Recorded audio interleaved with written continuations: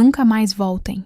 Foram essas 3 palavras que eu disse antes de fechar o portão na cara da família que transformou meu filho em escravo dentro da própria casa que eu dei para ele. Mas deixa eu te contar desde o começo como cheguei nesse ponto. Se você quer ouvir mais histórias como essa, se inscreva no canal e aproveite. Já me conte de onde você está ouvindo essa história nos comentários. Meu nome é Carlos, tenho 62 anos, e em agosto de 2024 eu cometi o que achei ser o maior ato de amor de pai que poderia fazer. Comprei uma casa de campo linda para meu filho Felipe e minha nora Júlia. Uma casa dos sonhos, daquelas que você vê em revista de decoração e pensa, um dia eu quero ter uma assim. Tudo começou 6 meses antes, em fevereiro de 2024, quando Felipe me ligou desanimado. Pai, a gente nunca vai conseguir comprar uma casa. Os preços estão absurdos e mesmo juntando nossos salários, mal conseguimos pagar o aluguel do apartamento. A voz dele estava cansada, frustrada. Felipe sempre foi um bom filho, trabalhador, honesto, mas a vida financeira nunca foi fácil para ele. Naquela noite, não consegui dormir. Fiquei pensando em como eu havia trabalhado a vida inteira, construído um patrimônio considerável, e meu único filho ainda morava de aluguel aos 35 anos. Eu tinha uma aposentadoria boa, algumas economias guardadas, e 2 imóveis alugados que me davam uma renda extra.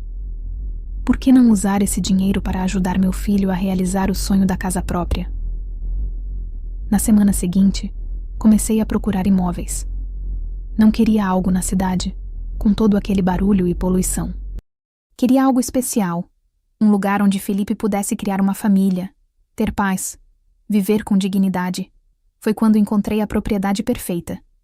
Uma casa de campo a 40 quilômetros da cidade, numa região tranquila, arborizada, com ar puro. A casa era um sonho.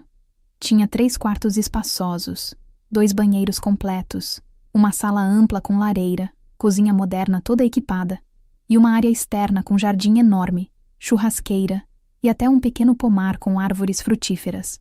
O melhor de tudo? Estava totalmente mobiliada. O antigo dono estava se mudando para o exterior e queria vender tudo rapidamente. Quanto está pedindo? Perguntei ao corretor, já imaginando Felipe morando ali. 350 mil reais, Sr. Carlos. É um excelente negócio considerando que está mobiliada e o tamanho do terreno. Era exatamente o valor que eu tinha guardado. Economias de anos de trabalho duro, de sacrifícios, de planejamento. Mas olhando aquela casa, imaginando meu filho feliz ali, sorrindo, construindo sua vida, não tive dúvidas. Eu levo. Vamos fazer a proposta hoje mesmo. Durante 2 meses cuidei de toda a papelada, da documentação, da transferência. Não contei nada para Felipe. Queria que fosse uma surpresa. Um momento que ele lembraria pelo resto da vida. Marquei a entrega das chaves para o dia 10 de agosto de 2024. Um sábado ensolarado e perfeito. Liguei para Felipe na sexta-feira. Filho, amanhã de manhã preciso que você e Júlia me encontrem num endereço. É importante. É sobre um negócio que preciso mostrar para vocês. Ele ficou curioso, mas não insistiu. Felipe sempre foi respeitoso, confiava em mim. Sábado de manhã, às 10 horas, vi o carro velho do Felipe estacionando na frente da casa. Ele desceu junto com Júlia, ambos olhando ao redor confusos, admirando a propriedade. Pai, que lugar lindo! De quem é essa casa? Felipe perguntou, caminhando até mim que estava parado na varanda. É sua, filho. Dessa você e da Júlia. O silêncio que se seguiu foi absoluto. Felipe me olhou como se não tivesse entendido, piscando várias vezes. Como assim? Minha. Peguei as chaves do bolso e coloquei na mão dele. Comprei essa casa para você. Toda mobiliada, escriturada, quitada. É o presente que eu sempre quis te dar. Você merece ter seu próprio lar, filho. Felipe olhou para as chaves na mão dele, depois para mim, depois para a casa. E então, meu filho de 35 anos, um homem adulto e forte, começou a chorar. Não era um choro contido. Era um choro profundo, de emoção pura, de gratidão, de amor. Pai, eu não sei o que dizer. Ele me abraçou tão forte que senti os ossos estalarem. Mas não me importei. Retribuí o abraço, sentindo meu próprio coração transbordando de felicidade. Júlia também estava chorando, cobrindo a boca com as mãos, incrédula. Seu Carlos, isso é demais. Uma casa inteira. Vamos entrar?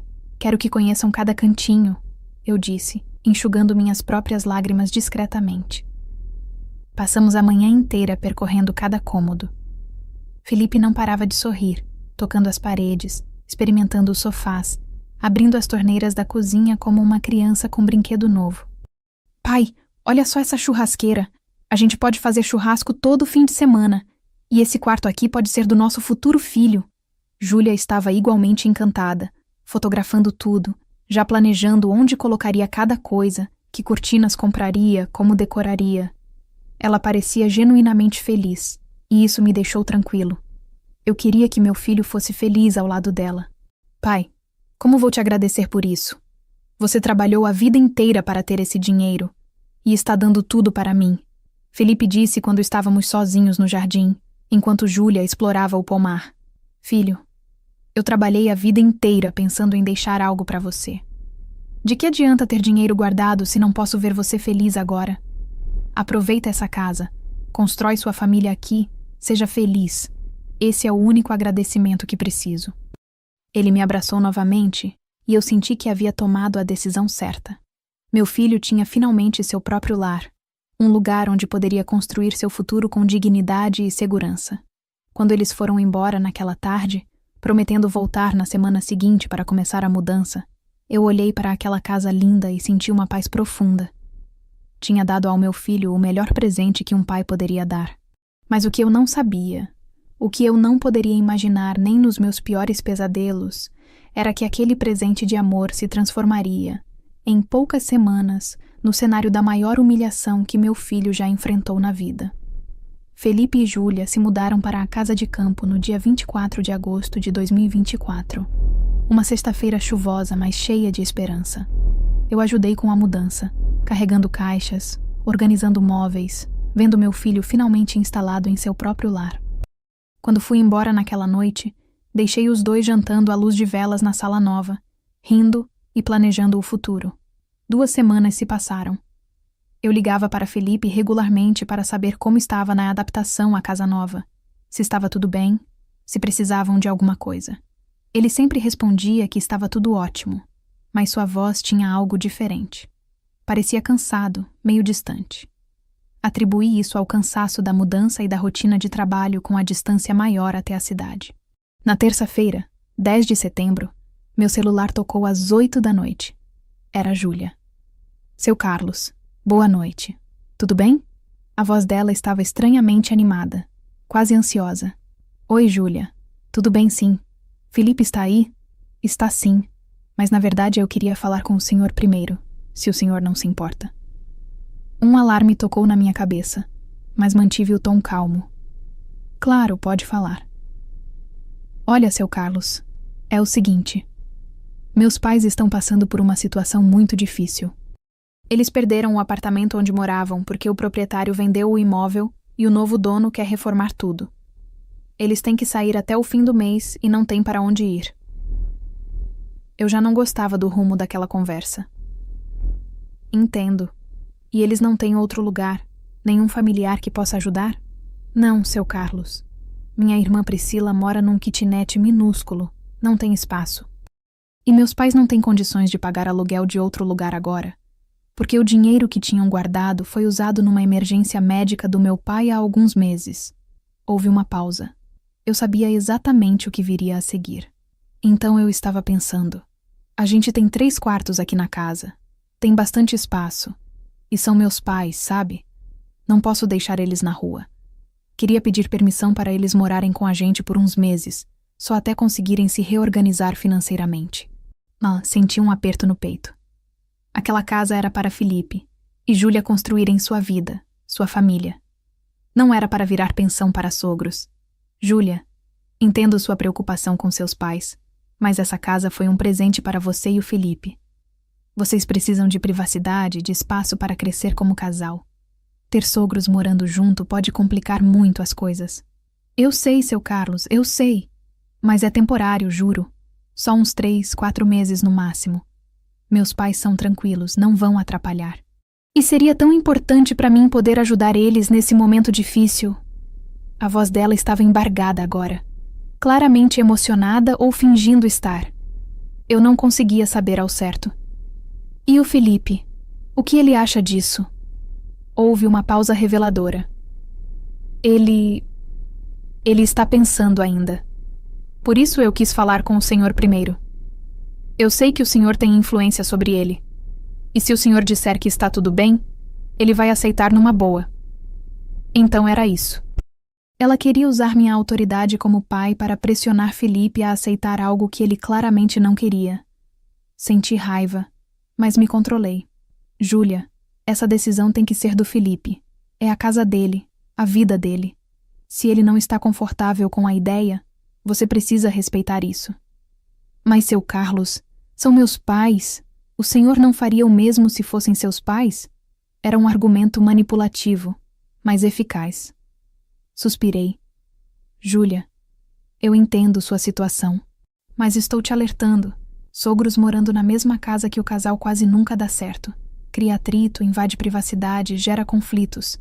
Pensa bem antes de tomar essa decisão. Vai dar tudo certo, seu Carlos. Eu prometo. São só alguns meses. Desliguei aquela ligação com um peso enorme no peito. Algo me dizia que aquilo não terminaria bem. Mas Felipe era um homem adulto, casado, e tinha que tomar suas próprias decisões. Eu não podia interferir. Na quinta-feira seguinte, Felipe me ligou. Sua voz estava cansada, resignada. Pai, queria te avisar que os pais da Júlia vão se mudar para cá com a gente no sábado. Felipe, filho, você tem certeza disso? Você parece... Estou cansado, pai. Júlia chorou durante 2 dias seguidos. Disse que eu não tenho coração, que não me importo com a família dela, que ela sempre ajuda todo mundo, e agora, quando ela precisa, eu viro as costas. Eu não aguento mais discussão, pai. São só alguns meses. Meu coração apertou, ouvindo a derrota na voz do meu filho. Felipe, essa é sua casa. Você não pode deixar ninguém te pressionar a fazer algo que você não quer. Eu sei, pai. Mas é casamento, né? A gente tem que ceder às vezes. Vai ficar tudo bem. Mas pela voz dele, eu sabia que ele não acreditava nisso. E eu também não acreditava. No sábado, 14 de setembro de 2024, Marta e Geraldo, os sogros de Felipe, se mudaram para a casa de campo que eu tinha comprado com minhas economias para meu filho. Uma casa que deveria ser um santuário de paz e amor estava prestes a se transformar em um pesadelo. E o pior, Felipe havia aceitado sem sequer me consultar, sem considerar que aquela casa foi um presente meu, fruto de anos de trabalho e sacrifício. Ele simplesmente cedeu à pressão da esposa e abriu as portas para pessoas que, em poucas semanas, transformariam sua vida num inferno. Se eu soubesse o que estava por vir, teria ido até lá naquele mesmo dia e impedido aquela mudança. Mas a gente nunca sabe, né? A gente só descobre quando já é tarde demais. A mudança de Marta e Geraldo aconteceu num sábado chuvoso de setembro. Felipe me ligou no domingo seguinte, e algo na voz dele me preocupou imediatamente. Pai, só queria avisar que está tudo certo aqui. Os sogros se instalaram bem. Que bom, filho. E como está sendo a convivência? Ah, tranquilo, tranquilo. Mas a voz dele não condizia com as palavras. Parecia cansado, derrotado até. Eu queria insistir, perguntar mais, mas Felipe mudou de assunto rapidamente e desligou pouco depois. Aquilo ficou me incomodando, mas pensei. São adultos, vão se entender. Passaram-se 5 dias. Na sexta-feira seguinte, 20 de setembro, Felipe me ligou novamente. Desta vez, ele parecia ainda mais tenso. Pai, preciso te contar uma coisa. A Priscila, irmã da Júlia, também vai ficar aqui por uns tempos. Como assim, Felipe? Pensei que eram só os pais dela. É que ela estava morando num lugar muito pequeno e apertado, sabe? E a Júlia disse que já que os pais estão aqui, a irmã também podia vir.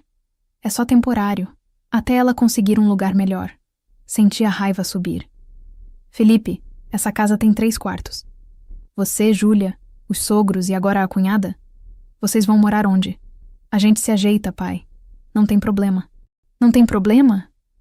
Filho, Essa casa foi um presente para você e sua esposa terem privacidade, construírem uma família, não para virar pensão. Eu sei, pai, eu sei. Mas a Júlia já combinou com a irmã. Ela chega amanhã. Não posso voltar atrás agora. Desliguei aquela ligação com vontade de entrar no carro e ir até lá resolver aquela situação. Mas me segurei. Felipe precisava aprender a impor limites, e eu não podia resolver todos os problemas dele. 2 semanas depois, no início de outubro de 2024, decidi fazer uma visita surpresa. Queria ver com meus próprios olhos como estava a situação. Peguei o carro numa tarde de sábado e dirigi os 40 quilômetros até a casa de campo. O que vi quando cheguei me deixou boquiaberto. O jardim, que estava impecável quando entreguei a casa, estava com a grama alta e mal cuidada. Havia roupas estendidas em varais improvisados por toda a área externa. O portão estava aberto e pude ver um carro velho estacionado bem na frente da garagem, bloqueando a passagem. Toquei a campainha. Quem atendeu foi uma mulher jovem, de uns 28 anos, com roupas chamativas e maquiagem exagerada. Oi? Posso ajudar? Ela perguntou, mastigando o chiclete. Sou Carlos, pai do Felipe. E você deve ser... Ah, Priscila, cunhada dele. Ela abriu um sorriso falso. Entre. Felipe está lá nos fundos lavando roupa. Lavando roupa? No meio da tarde de sábado? Entrei e o que vi me chocou ainda mais. A decoração da casa estava completamente diferente. Os móveis que eu havia escolhido cuidadosamente estavam reorganizados de forma estranha. Havia objetos novos e bregas por toda parte, almofadas com estampas horríveis, quadros duvidosos nas paredes, enfeites kitsch em cada canto. Na sala, sentado no melhor sofá assistindo TV em volume altíssimo, estava Geraldo, o sogro. Ele mal olhou para mim quando entrei. Geraldo, boa tarde, cumprimentei. Ele grunhiu em resposta, sem tirar os olhos da tela. Da cozinha, ouvi uma voz feminina autoritária gritando. Priscila, cadê aquele tempero que eu pedi para você comprar? Quantas vezes preciso repetir as coisas nessa casa? Uma mulher robusta, de cabelos pintados de loiro e expressão severa, apareceu da cozinha. Era Marta, a sogra. Quem é você? Ela perguntou, me olhando de cima a baixo com desconfiança. Sou Carlos, pai do Felipe. A expressão dela mudou instantaneamente, mas não para algo amigável. Era mais uma mistura de surpresa e incômodo. Ah, o senhor devia ter avisado que viria. A casa está uma bagunça. Vim visitar meu filho. Onde ele está? Lá fora, lavando as roupas da semana. Alguém tem que fazer o trabalho braçal nessa casa, né? Ela riu, mas não havia humor naquele riso. Saí pelos fundos e encontrei Felipe. Meu coração partiu ao ver a cena. Meu filho estava curvado sobre um tanque, esfregando roupas na mão, com a camisa encharcada de suor e água de sabão. Ao redor dele, havia pilhas enormes de roupas sujas. Felipe? Ele se virou, assustado. Quando me viu, seu rosto ficou vermelho de vergonha. Pai, o que você está fazendo aqui? Vim te visitar. Mas a pergunta é, o que você está fazendo? Ah, é a roupa da semana. Precisa lavar, né? Ele tentou sorrir, mas era óbvio que estava constrangido. Roupa de quem, Felipe? Isso aí é roupa sua e da Júlia? Ele hesitou. É de todo mundo. A máquina de lavar quebrou semana passada, então estou lavando na mão mesmo. E por que você? Por que não dividem essa tarefa? Ah, o Geraldo tem problema nas costas. Não pode fazer esforço. A Marta tem artrose nas mãos. A Priscila trabalha a semana toda e precisa descansar no fim de semana. E a Júlia? Bem, ela está ajudando a mãe na cozinha. Cada justificativa que ele dava soava mais absurda que a da anterior. Meu filho estava sendo usado como empregado na própria casa. Felipe, vamos conversar. Agora. Pai, não pode ser agora. Preciso terminar isso aqui e ainda tenho que fazer o almoço depois. A Marta disse que quer macarronada. A Marta disse? E desde quando sogra dá ordem na sua casa? Ele abaixou a cabeça sem resposta. Foi naquele momento que Júlia apareceu na porta dos fundos. Carlos, Que surpresa! Ninguém me avisou que o senhor viria. Vim ver meu filho, e encontro ele sendo tratado como empregado na casa que eu dei para ele. Que exagero, Carlos! Ele só está ajudando nas tarefas domésticas, como qualquer marido faz. Olhei ao redor. Geraldo estava deitado no sofá. Priscila estava no celular na varanda. Marta estava sentada na cozinha tomando café. E onde está a ajuda dos outros moradores dessa casa, Júlia? Ela não respondeu. Apenas deu de ombros e voltou para dentro. Olhei para meu filho, ainda curvado sobre aquele tanque, e soube que aquilo estava apenas começando. A situação ia piorar muito antes de melhorar. Fiquei naquela casa por mais 2 horas naquele sábado, observando a dinâmica familiar. E o que vi me deixou cada vez mais revoltado. Felipe não parou 1 minuto sequer. Depois de terminar de lavar a roupa, ele foi para a cozinha preparar o almoço, enquanto Marta, sentada numa cadeira, dava ordens como se fosse a dona da casa. Felipe, essa cebola está muito grossa. Pica menor e não esquece de fritar bem o alho, senão fica sem gosto. Meu filho apenas assentiu, obediente, cansado. Júlia estava sentada na mesa da cozinha mexendo no celular, alheia a tudo. Júlia, você não vai ajudar seu marido? Perguntei, incapaz de me conter. Ela levantou os olhos do celular brevemente. Ah, Carlos, ele gosta de cozinhar, não é, amor? Felipe não respondeu. Apenas continuou picando a cebola com movimentos mecânicos. Além do mais, Marta interveio. Homem também tem que saber fazer as coisas de casa. Não pode ficar dependendo de mulher para tudo, né? Minha filha trabalha o dia inteiro. Chega cansada. É justo que ele ajude. Ajude? Era só ele fazendo tudo. Mas mordi a língua. Não queria criar uma cena ali, não daquele jeito. Depois do almoço, que Felipe serviu para todos enquanto era o último a se sentar, a situação ficou ainda mais clara. Geraldo voltou para o sofá com a barriga cheia e ligou a TV no futebol. Priscila anunciou que ia sair com as amigas e precisava do carro de Felipe emprestado. Priscila, eu preciso do carro amanhã cedo para ir ao trabalho. Felipe protestou fracamente. Ah, Felipe, eu prometo que volto cedo. Só vou dar uma voltinha. Por favor? Ela fez beicinho e antes que Felipe pudesse responder, Júlia interveio. Amor, empresta o carro para minha irmã. Ela merece se divertir um pouco. Amanhã eu te levo no trabalho. Mas, Júlia, você trabalha do outro lado da cidade.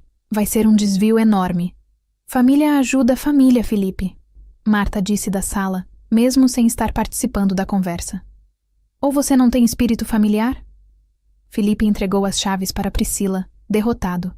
Ela saiu sem nem agradecer direito. Foi quando comecei a juntar as peças do quebra-cabeça.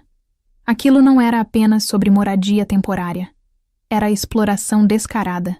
Felipe, posso falar com você lá fora? Consegui finalmente levá-lo para uma conversa particular no jardim, longe dos ouvidos da família de Júlia.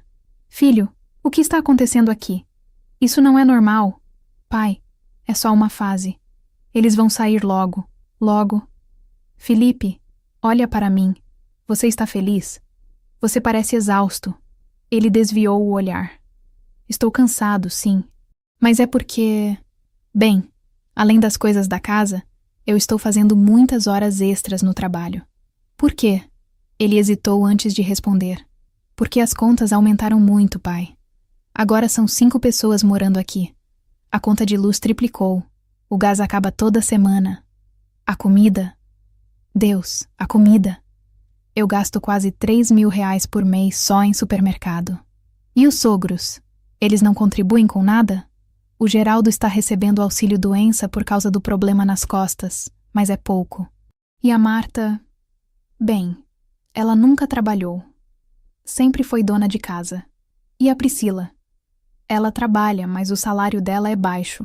E a Júlia disse que não é justo pedir dinheiro dela, que ela está se esforçando para juntar para sair da casa dos pais. Quer dizer, da nossa casa. Meu sangue ferveu. Felipe, eles não estão saindo da casa dos pais. Eles estão morando de graça na sua casa. Na casa que eu comprei para você. E ainda te transformaram em empregado. Não é assim, pai. Não é? Filho, eu estou aqui há horas. Você lavou roupa, cozinhou, serviu todo mundo, limpou a cozinha depois, e agora eu aposto que você ainda vai ter que lavar a louça do almoço. E onde estavam os outros? Geraldo no sofá, Priscila saindo para se divertir no seu carro, Marta dando ordens como se fosse a rainha da Inglaterra. Felipe abaixou a cabeça. É temporário, pai. Júlia prometeu que é só até eles se organizarem. E quando vai ser isso? Daqui a 1 mês? 6 meses? 1 ano? Felipe, eles estão se aproveitando de você. Júlia diz que família ajuda a família. Que quando a gente precisar, eles também vão ajudar. Precisar de quê, Felipe? De quem não trabalha? De quem passa o dia no sofá? De quem pega seu carro emprestado e mal agradece? Nesse momento, Marta gritou da cozinha. Felipe, a pia está entupida de novo. Vem consertar isso aqui. Felipe olhou para mim com uma expressão de cansaço profundo. Preciso ir, pai. Felipe, depois a gente conversa, pai. Obrigado pela visita. Ele voltou para dentro, e eu fiquei ali, sozinho no jardim daquela casa linda que comprei com tanto amor, vendo meu filho ser tratado como um servo na própria residência. Fui embora com o coração apertado. No caminho de volta para casa, pensei em 1000 soluções. Pensei em ir lá e expulsar todo mundo. Pensei em conversar com Júlia. Pensei em conversar com os sogros. Mas no final, sempre chegava na mesma conclusão. Felipe era adulto e tinha que aprender a se impor. Mas o que eu não sabia é que a situação estava prestes a piorar ainda mais. E que, em breve, eu receberia uma ligação que mudaria tudo. Passaram-se mais 2 semanas desde minha visita à casa. Mantive contato diário com Felipe por mensagens, mas ele sempre respondia de forma breve. Tudo bem, pai. Está correndo tudo certo. Não se preocupe. Mas eu me preocupava. Claro que me preocupava.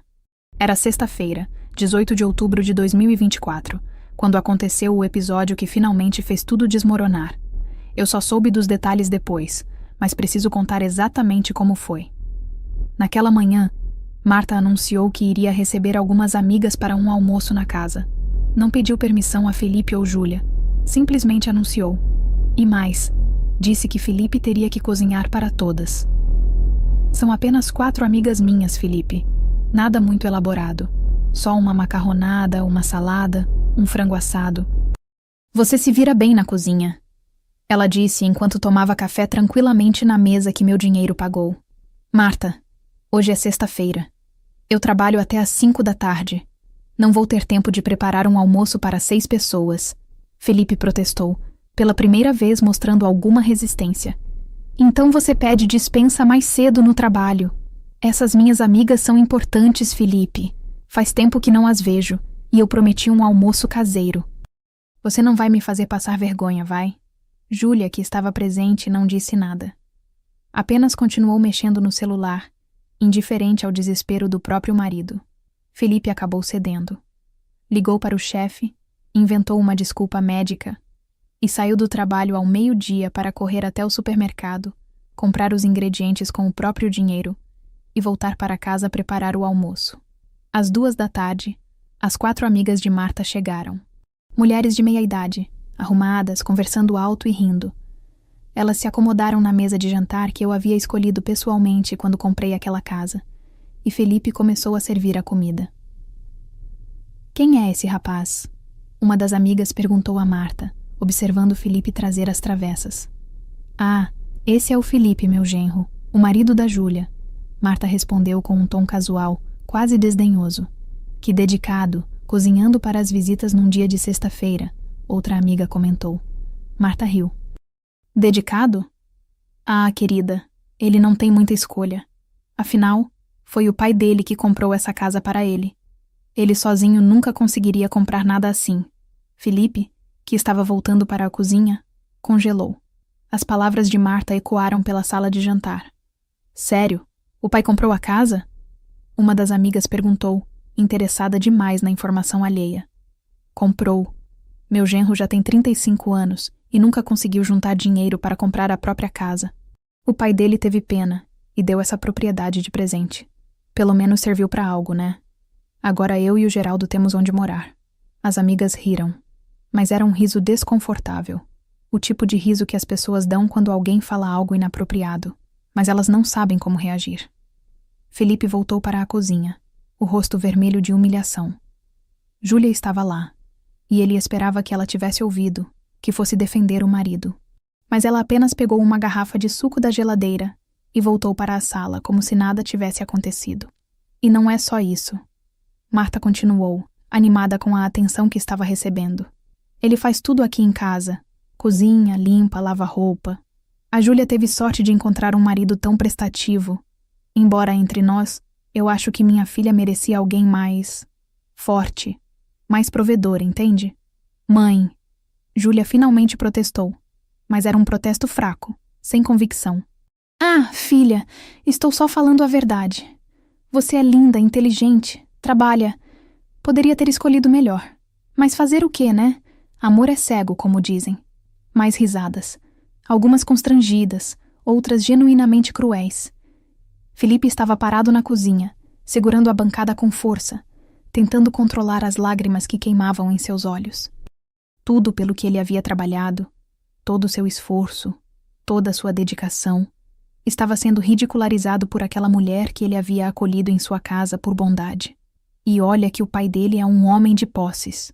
Tem outros imóveis, tem uma boa aposentadoria. Mas o filho... Bem, o filho não puxou muito o pai, pelo visto. Não tem aquele tino para os negócios, aquela garra, sabe? Uma das amigas, talvez sentindo que a conversa estava indo longe demais, tentou mudar de assunto. Essa macarronada está deliciosa, Marta. Ah, sim. Pelo menos cozinhar ele sabe. É uma qualidade, né?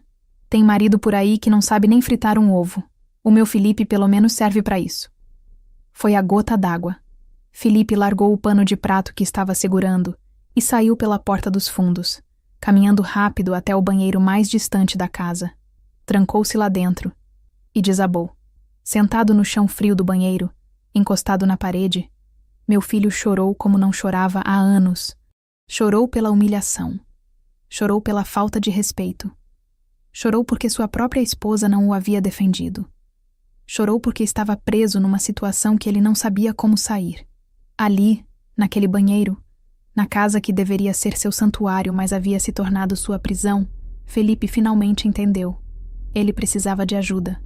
Precisava do pai. Com as mãos tremendo, pegou o celular e digitou uma mensagem que mudaria tudo. Pai, preciso de você. Por favor. Meu celular vibrou às 3h15 da tarde daquela sexta-feira. Eu estava no banco resolvendo uns assuntos quando vi a mensagem de Felipe. Pai, preciso de você. Por favor.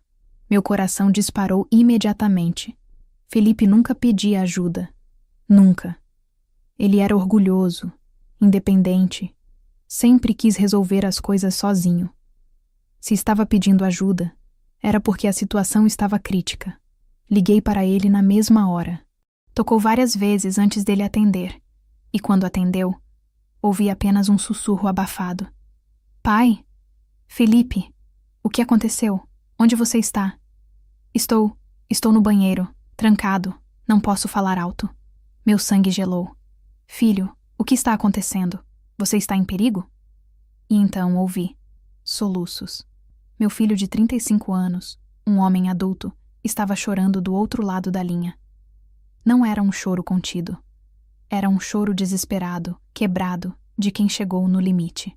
Pai, eu não aguento mais. Eu não aguento mais essa situação. Calma, filho. Respira fundo e me conta o que aconteceu.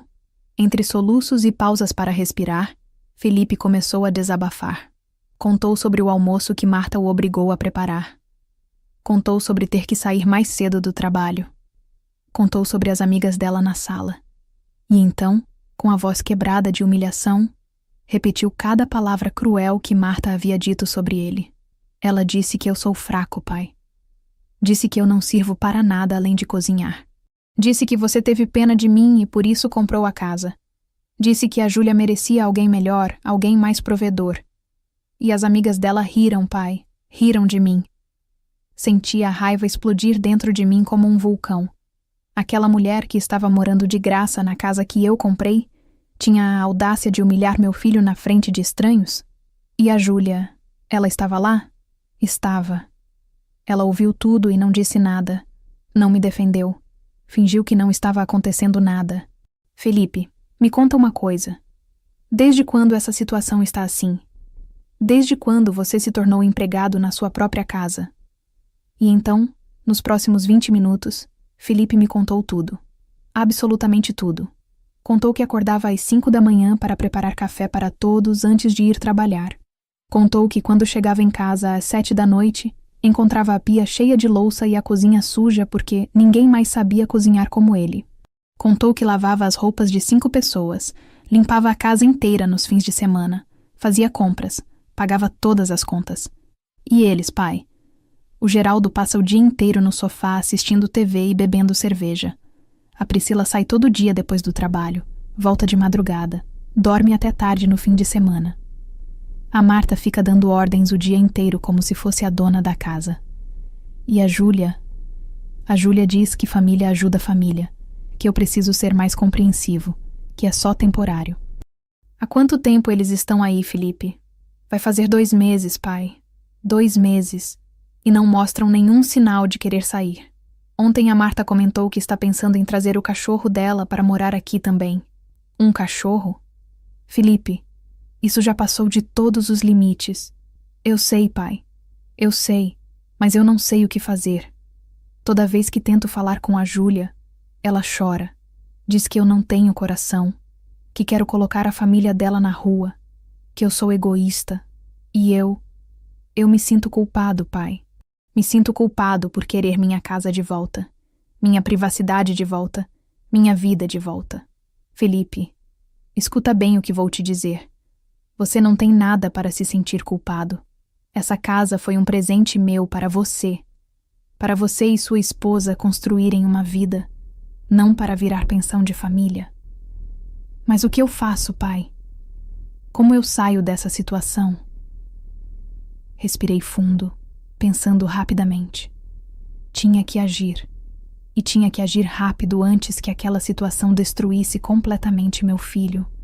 Felipe, me escuta com atenção. Onde você está agora? No banheiro dos fundos, trancado. Eles sabem que você está falando comigo? Não. Eles acham que eu estou passando mal. Perfeito. Você consegue aguentar firme até hoje à noite? Eu acho que sim. Por quê?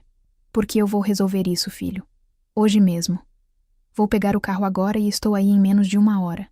Mas preciso que você não conte para ninguém que falou comigo, entendeu? Nada de avisar a Júlia, nada de dar satisfação. Você sai desse banheiro, volta lá e continua fazendo o que eles querem. Mas aguenta firme, porque o pai vai resolver. Pai, o que você vai fazer? Deixa comigo, Felipe. Só confia em mim. E filho? Sim? Você não é fraco. Você não é incapaz. Você é um homem bom, trabalhador, que foi abusado por pessoas que deveriam te respeitar. E isso acaba hoje. Aguenta mais algumas horas. Eu prometo que essa situação vai terminar hoje. Ouvi um suspiro aliviado do outro lado. Obrigado, pai. Obrigado por não me julgar, por não dizer eu avisei. Filho, eu nunca vou te julgar. Só vou te proteger, sempre. Agora vai lá, lava o rosto, respira fundo e volta. Mas lembra, age normal. Não deixa eles suspeitarem de nada. Tá bom, pai. Eu confio em você. Desliguei e saí do banco praticamente correndo. Entrei no carro com o sangue fervendo. Aquela mulher tinha humilhado meu filho publicamente, transformado ele em empregado, e ainda tinha a audácia de dizer que ele não prestava?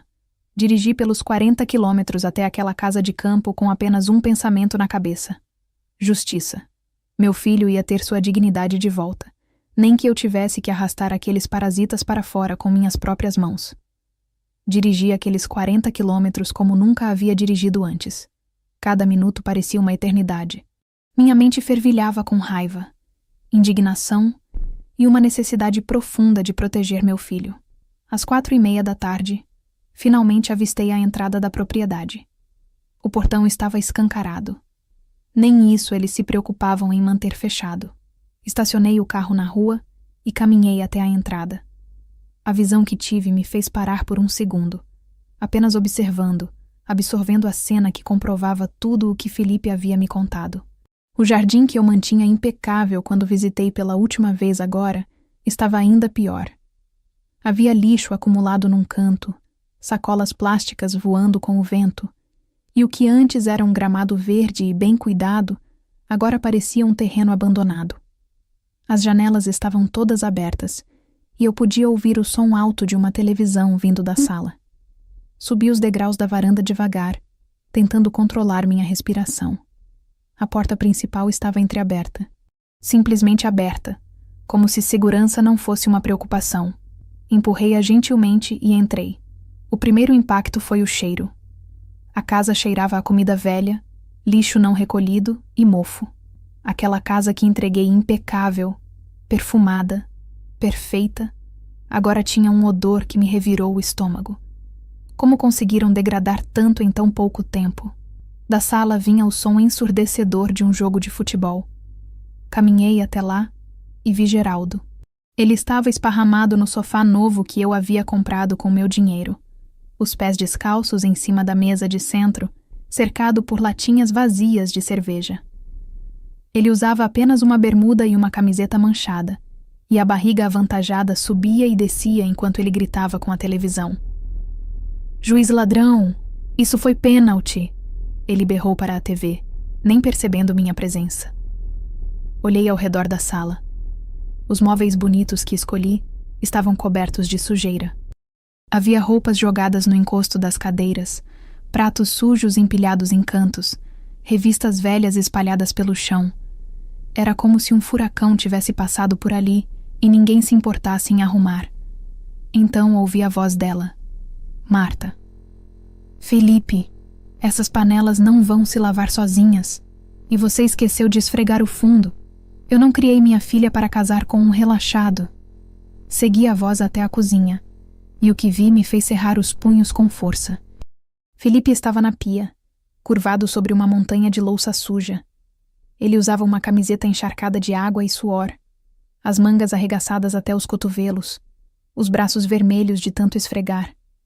O rosto dele estava cansado, com olheiras profundas, e eu podia ver que ele havia estado chorando recentemente. Os olhos ainda estavam inchados. Ao redor dele, na cozinha, havia os restos de um banquete. Travessas vazias, panelas sujas, talheres espalhados, copos usados. Tudo sujo.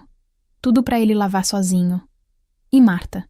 Marta estava sentada confortavelmente numa cadeira que eu havia comprado, tomando café e comendo biscoitos, observando Felipe trabalhar como se fosse uma supervisora cruel, observando um escravo.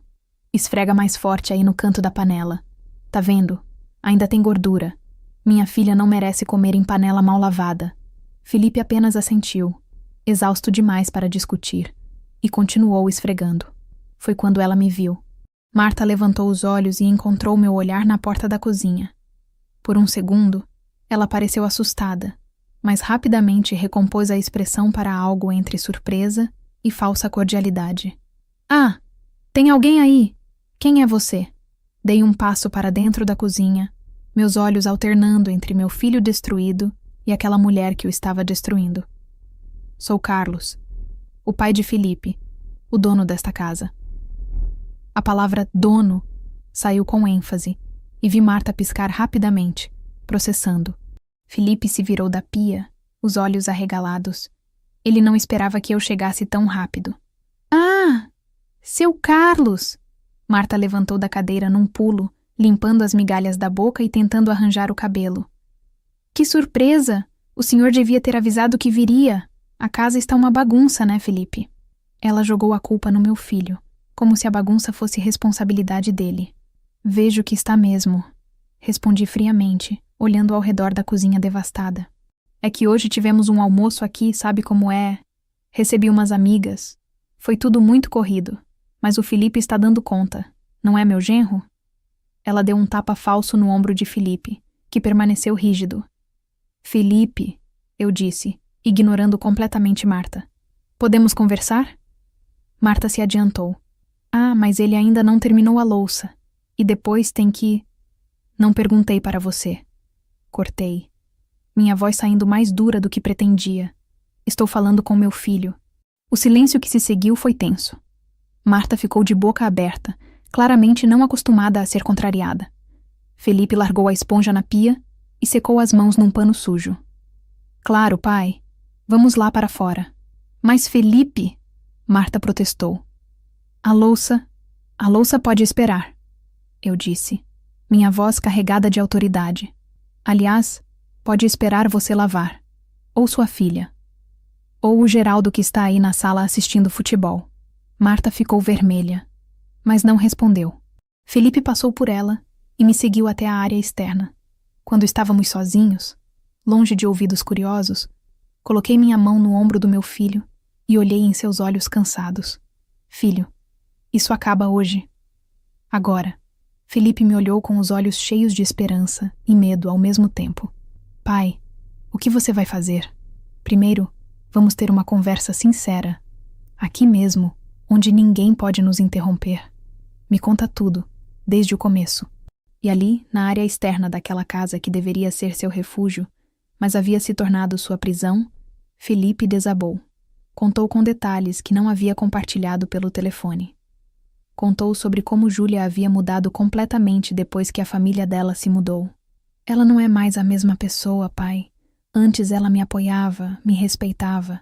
Agora ela apenas repete o que a mãe dela diz.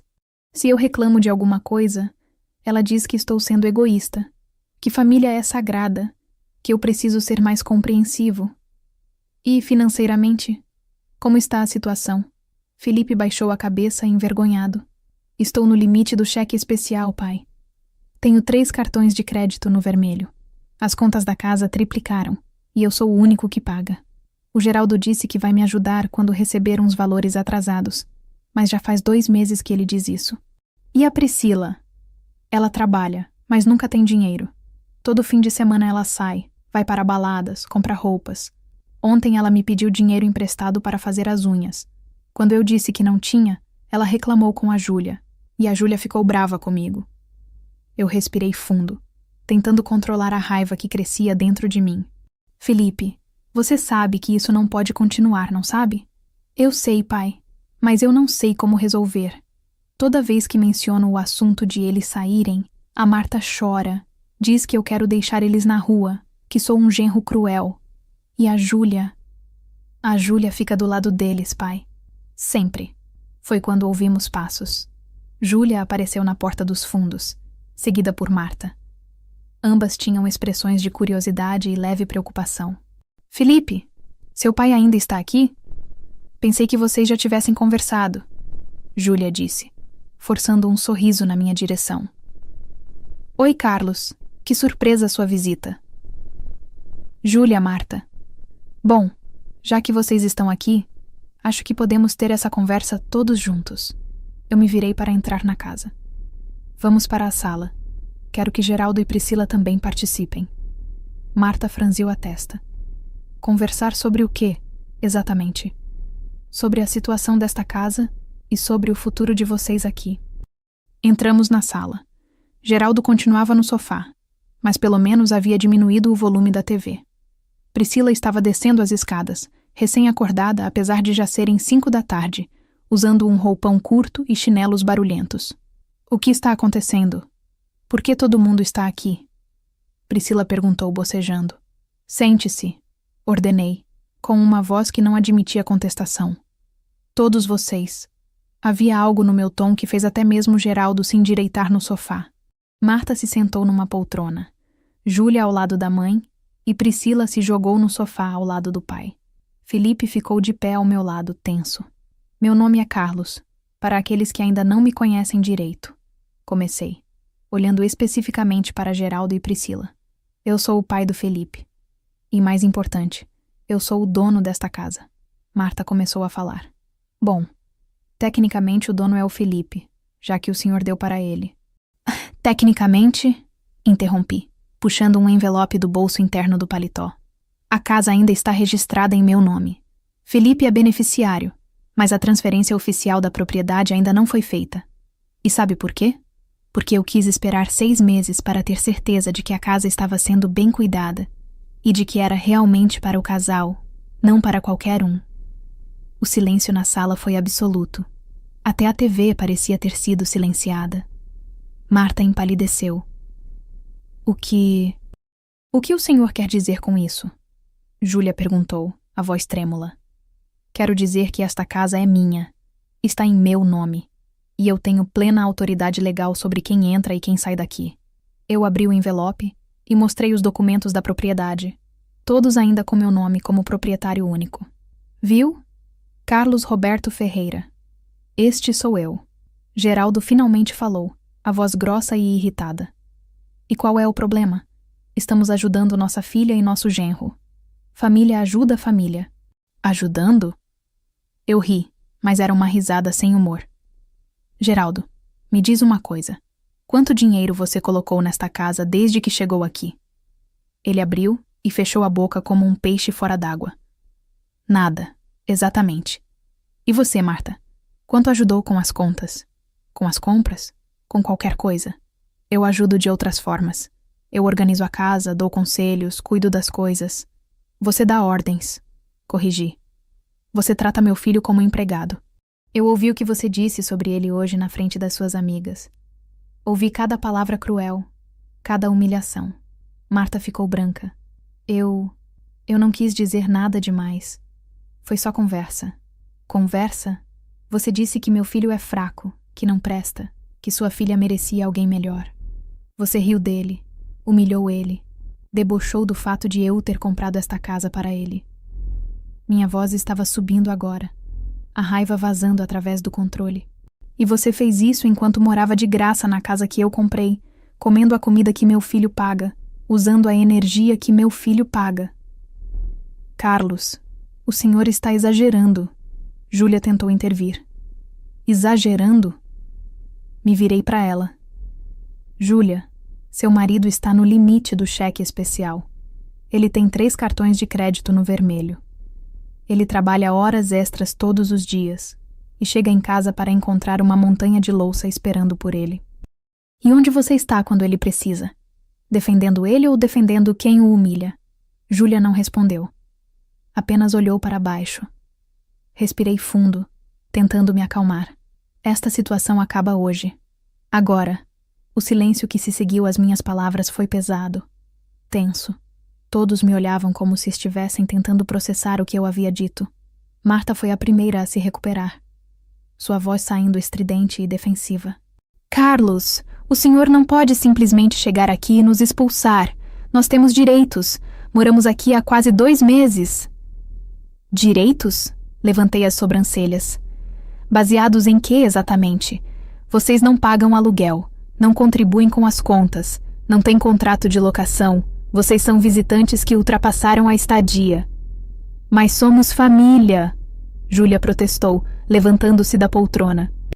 Meu marido concordou em nos ajudar. Seu marido foi pressionado a concordar. Corrigi, olhando para Felipe que permanecia ao meu lado, finalmente com alguém o defendendo. Você chorou, manipulou, fez chantagem emocional até ele ceder. E depois transformaram ele em empregado na própria casa. Geraldo finalmente se levantou do sofá, a barriga avantajada projetada para a frente, tentando parecer intimidador. Olha aqui, seu Carlos. O senhor não pode chegar aqui dando ordens.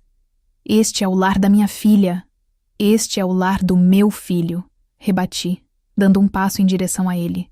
Uma casa que eu comprei com meu dinheiro, com economias de uma vida inteira de trabalho. E que vocês invadiram e transformaram numa pocilga. Priscila, que até então estava quieta, finalmente falou. Que absurdo! Ninguém invadiu nada. A Júlia nos convidou. Júlia não tinha autoridade para convidá-los para morar aqui permanentemente, respondi. Esta casa foi um presente para ela e Felipe construírem uma vida juntos, não para abrigar a família inteira dela. Marta levantou, as mãos tremendo de raiva. O senhor está sendo cruel. Não temos para onde ir. Vamos ficar na rua. Vocês deveriam ter pensado nisso antes de transformarem meu filho em escravo. Antes de humilhá-lo na frente de estranhos. Antes de explorarem a bondade dele até o limite. Puxei meu celular do bolso e desbloqueei a tela. Agora, vou deixar bem claro como as coisas vão funcionar a partir deste momento. Vocês 3. Apontei para Marta, Geraldo e Priscila. Tem exatamente 30 minutos para pegarem suas coisas e saírem desta casa. O quê? Marta gritou. O senhor não pode fazer isso. Posso sim, e vou. Esta casa está em meu nome. Eu tenho plena autoridade legal. Se vocês não saírem voluntariamente, eu chamo a polícia e eles farão vocês saírem. E aí, além de perderem a moradia, ainda vão ter um boletim de ocorrência por invasão de propriedade. Geraldo riu, incrédulo. Invasão? Mas que palhaçada! Fomos convidados. Por alguém que não é a proprietária legal da casa. Retruquei calmamente. Vocês acham que eu não consultei meu advogado antes de vir aqui? Eu sei exatamente quais são meus direitos. E sei que posso legalmente pedir que vocês saiam. Imediatamente. Júlia começou a chorar. Carlos, por favor. São meus pais. Minha irmã. O senhor não pode fazer isso com a minha família. Me virei para ela. E pela primeira vez minha voz saiu mais suave, mas ainda firme. Júlia, seu marido me ligou chorando hoje. Chorando porque não aguenta mais ser humilhado, explorado e desrespeitado na própria casa. Ele está financeiramente quebrado, emocionalmente destruído e fisicamente exausto. E você, sua esposa, não fez absolutamente nada para protegê-lo. Eu não sabia que estava tão ruim, ela soluçou. Não sabia ou não quis ver? Perguntei. Quantas vezes Felipe tentou conversar com você? Quantas vezes ele pediu que sua família contribuísse com alguma coisa? E qual foi sua resposta? Família ajuda a família, não foi? Ela não respondeu, apenas continuou chorando.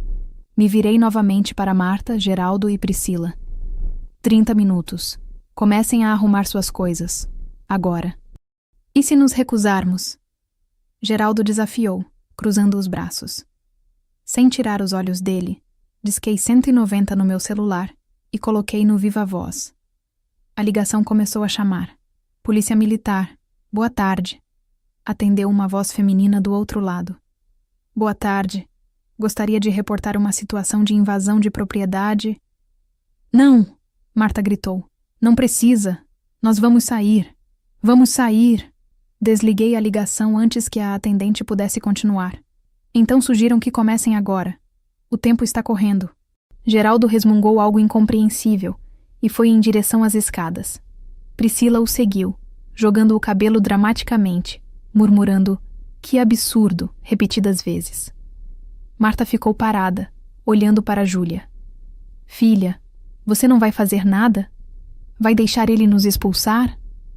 Júlia olhou para mim, depois para Felipe, depois para a mãe. Vi o conflito em seus olhos. Família de sangue versus marido. E foi naquele momento que percebi que ela ia fazer a escolha errada. Mãe, vou com vocês, Júlia disse finalmente, sua voz tremendo. Não posso ficar num lugar onde minha família não é bem-vinda. Felipe deu um passo à frente, os olhos arregalados. Júlia, o que você está dizendo? Estou dizendo que minha família vem em primeiro lugar, Felipe. Sempre. Se seu pai quer expulsar meus pais e minha irmã, então ele está me expulsando também. Júlia, eles te manipularam, te usaram. Não vê que eles transformaram nossa vida num inferno? Não vejo assim. Ela respondeu, evitando olhar nos olhos dele. Vejo que você e seu pai não têm compaixão pela minha família. E eu não posso ficar com alguém que não me apoia quando preciso. Foi a coisa mais absurda que ouvi em toda aquela situação. Ela não podia ficar com alguém que não a apoiava? Quando foi ela que não apoiou o marido durante 2 meses de exploração e humilhação? Mas eu não disse nada. Apenas olhei para Felipe, que estava pálido, em choque. Ele havia perdido a esposa, mas talvez, só talvez, tivesse ganhado de volta sua dignidade. Então vá, eu disse simplesmente. Vocês têm 25 minutos agora. Não vou esperar mais do que isso. Os 25 minutos que se seguiram foram caóticos. Barulho de portas batendo, gavetas sendo abertas e fechadas, vozes alteradas vindas do andar de cima. Marta subia e descia as escadas carregando caixas e malas. O rosto vermelho de raiva e esforço. Geraldo arrastava sacos de roupas, resmungando palavrões em voz baixa. Priscila chorava dramaticamente enquanto jogava suas coisas em sacolas plásticas. Eu permaneci na sala, de braços cruzados, olhando o relógio no meu pulso. Felipe estava sentado no sofá, a cabeça entre as mãos, ainda processando que sua esposa havia escolhido a família em vez dele. Júlia subia e descia as escadas também, pegando suas próprias coisas, chorando copiosamente. Isso é um absurdo. Um absurdo. Marta gritou pela 10ª vez, descendo as escadas com uma mala pesada. Vocês vão se arrepender disso. Expulsar uma família inteira. Que vergonha! A vergonha, respondi calmamente, é o que vocês fizeram com meu filho durante 2 meses. Isso sim é vergonhoso. Nós ajudamos. Nós organizamos a casa, demos conselhos, ficamos aqui para fazer companhia. Vocês exploraram, corrigi. Moraram de graça, comeram de graça, gastaram água e luz de graça, e ainda trataram o provedor de tudo isso como empregado. Geraldo apareceu na porta, carregando uma TV pequena que eu sabia que não era dele. Essa TV aqui, a gente pode levar? Porque a gente trouxe ela quando se mudou. Não trouxeram, não. Felipe finalmente falou, levantando a cabeça. Essa TV estava aqui quando chegaram. É da casa. Mas nós usamos mais que vocês.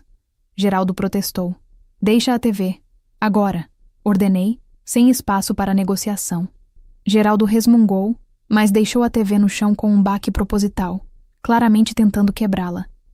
Felipe estremeceu, mas não disse nada. Júlia desceu as escadas pela última vez, carregando 2 malas grandes. Seu rosto estava inchado de tanto chorar. Ela parou na frente de Felipe, que se levantou automaticamente. Felipe, você não vai fazer nada? Vai deixar seu pai nos expulsar assim?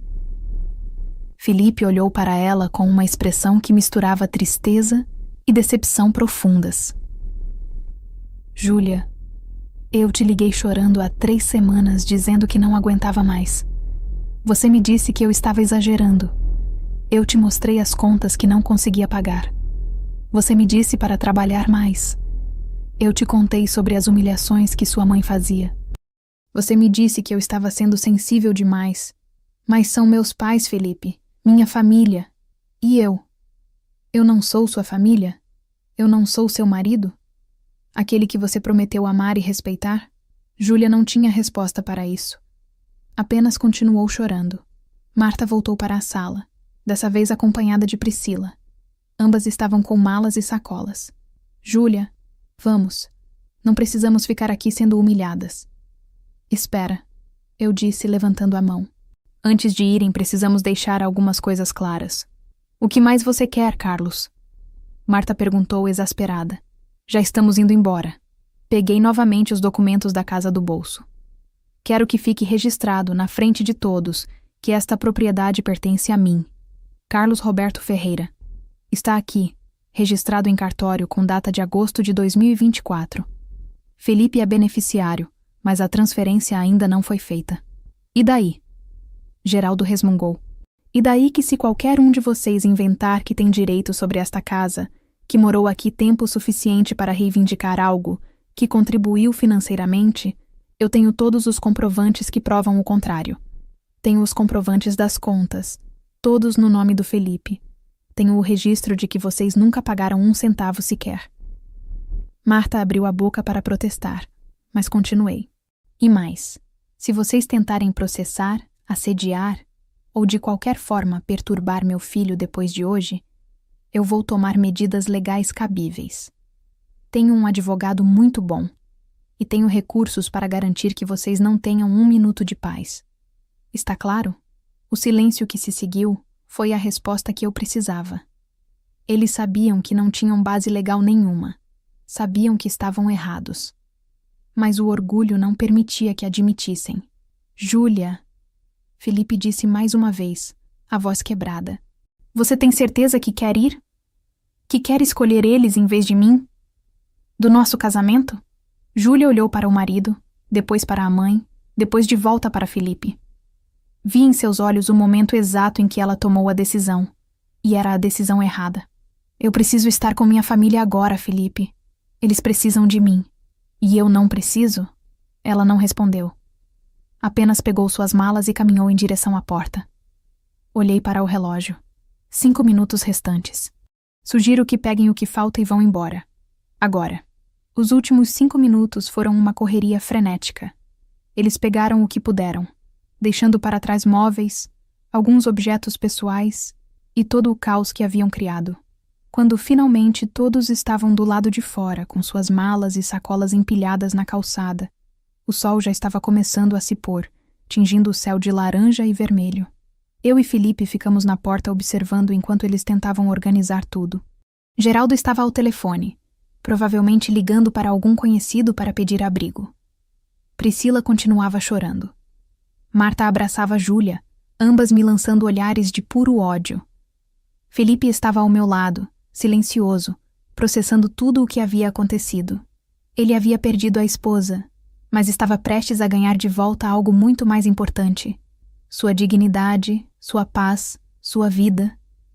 Era hora de fechar aquele capítulo de uma vez por todas. Marta foi a primeira a falar, sua voz estridente cortando o ar da tarde. Júlia, liga para o seu tio Marcos. Pede para ele vir nos buscar. Rápido! Júlia pegou o celular com as mãos tremendo, mas antes que pudesse discar, olhou mais uma vez para Felipe.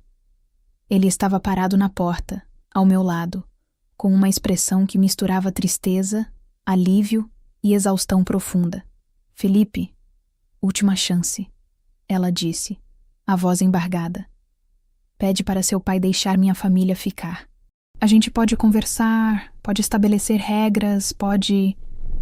Pode o quê, Júlia? Felipe interrompeu, e pela primeira vez em meses, sua voz tinha firmeza. Pode continuar me usando como empregado? Pode continuar me humilhando? Pode continuar deixando sua mãe me desrespeitar na minha própria casa? Não era assim. Era exatamente assim. E você sabe disso. Você sempre soube. Só escolheu ignorar porque era conveniente para você. Júlia abriu a boca para responder, mas Priscila a puxou pelo braço. Vamos, Ju. Deixa ele aí com o pai controlador dele. A gente não precisa deles. Geraldo conseguiu contato com alguém pelo telefone. Vão mandar um caminhão aqui daqui a meia hora para pegar nossas coisas. Até lá ficamos aqui na calçada mesmo. Na calçada? Marta gritou. Que humilhação. Ser expulsos da casa da própria filha e ter que esperar na rua como mendigos. Não é a casa da sua filha, corrigi, minha voz calma, mas firme. Nunca foi. E vocês não estão sendo expulsos. Estão sendo removidos de uma propriedade que invadiram e exploraram. Marta me lançou um olhar de ódio puro. Você vai se arrepender disso, Carlos. Vou contar para todo mundo o que você fez. Vou espalhar que você é um homem cruel, que deixou a família da própria nora na rua. Conte para quem quiser. Respondi calmamente. Eu tenho documentos, comprovantes, testemunhas. Tenho tudo que prova que vocês moraram de graça. Não contribuíram com nada. E ainda exploraram e humilharam meu filho. Conte sua versão. Eu conto a minha. Vamos ver quem as pessoas acreditam. Ela não tinha resposta para isso. Apenas bufou e se virou, sentando-se em cima de uma das malas.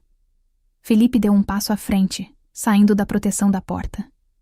Ele caminhou lentamente até onde Júlia estava, parada com uma mala em cada mão. Ela olhou para ele com esperança, como se achasse que ele fosse mudar de ideia, pedir para ela ficar. Júlia, eu te amava, ele disse, e a escolha do verbo no passado fez ela dar um passo para trás. Te amava de verdade, mas você não me respeitou, não me apoiou quando eu mais precisei. Escolheu pessoas que me humilharam em vez de defender seu próprio marido. Felipe, eu posso mudar. A gente pode fazer terapia de casal, pode... Não, Júlia. Acabou. Quando você escolheu sair com eles, você escolheu encerrar nosso casamento. E sabe de uma coisa? Eu aceito. Porque finalmente entendi que eu mereço alguém que me valorize, que me respeite, que fique do meu lado nos momentos difíceis. Júlia começou a chorar copiosamente, mas Felipe não cedeu. Ele se virou e voltou para onde eu estava, a cabeça erguida pela primeira vez em meses. O caminhão chegou 20 minutos depois. Um caminhão velho e barulhento, dirigido por um homem de meia idade que olhou para toda aquela cena com clara curiosidade, mas não fez perguntas. Geraldo e Priscila começaram a carregar as malas e caixas para a caçamba do caminhão. Marta supervisionava, ainda resmungando sobre a injustiça de tudo aquilo.